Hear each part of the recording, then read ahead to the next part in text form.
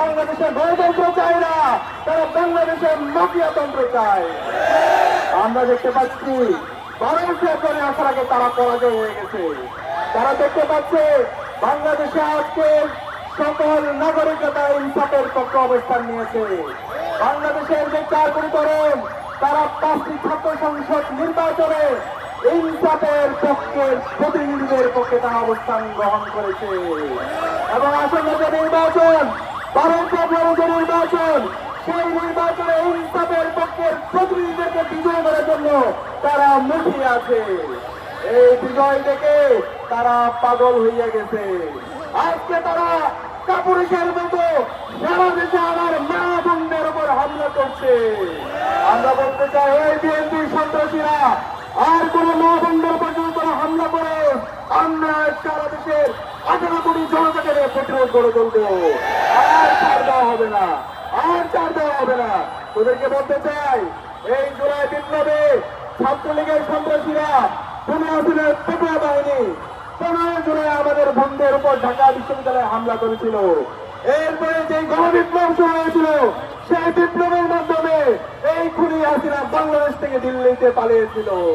সুতরাং সাবধান করছি, আর কোন মায়ের উপর যদি হামলা করো, আর কোন আমার ভোরের উপর যদি হামলা করো, তোদেরকে আমরা আর এক মুহূর্ত সহ্য করবো না। সুতরাং সাবধান করছি, জনাব তারেক রহমান, আপনি মজলুম ছিলেন, আপনি জালেম হয়ে উঠবেন না, আমরা ছাড় দিব না। আমরা এই হিসাবে বলবো বাংলাদেশের সকল নাগরিকদেরকে, যে মা আমাদের 10 মাস 10 দিন গর্ভধারণ করে আমাদেরকে জন্ম দিয়েছে, যে বোনকে আমরা জীবনে সবচেয়ে বেশি ভালোবাসি, সে বোনকে, সে মাকে, সেই সন্তানকে যেই সন্ত্রাসীরা, যে কুলাঙ্গারা হামলা করছে, বিভস্ত করার হুমকি দিচ্ছে, তাদের বিরুদ্ধে আগামী 12 ফেব্রুয়ারি লড়াই দিতে হবে। ইনশাআল্লাহ আগামীর যে বাংলাদেশ হবে, সেই বাংলাদেশ হবে ইনসাফের বাংলাদেশ। আগামীর যে বাংলাদেশ হবে, সেই বাংলাদেশের চাঁদাবাজ, টেন্ডারবাজ, সন্ত্রাস এবং দর্শকের কোন ঠিকানা হবে না।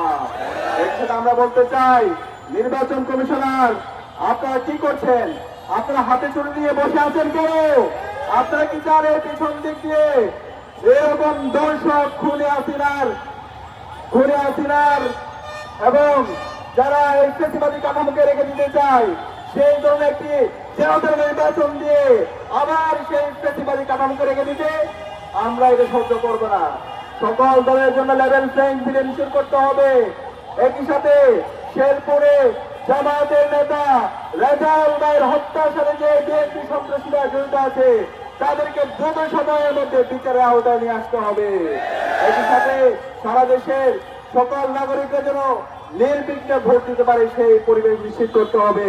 এবং গতকাল গাজীপুরে ছাত্রদলের সন্ত্রাসীরা আমার যে বোনকে হত্যা করেছে, সেটার বিচার আওতায় নিয়ে আসতে হবে। আমরা আশা করব বাংলাদেশের নাগরিকরা আজকে সমস্ত সচেতন, এই জুলাই বিপ্লবের আকাঙ্ক্ষাকে যারা ধারণ করে, যারা গত 16 মাস জুড়ে, 1.5 বছর জুড়ে যারা জনগণের পাশে ছিল, তাদেরকে এই বাংলাদেশের নাগরিকরা 12 ফেব্রুয়ারি নির্বাচনে ভূমিদল বিজয়ের মাধ্যমে তারা আগামী দিনে তাদের প্রতিনিধি হিসাবে নির্বাচিত করবে ইনশাআল্লাহ। ইনকিলাব জিন্দাবাদ।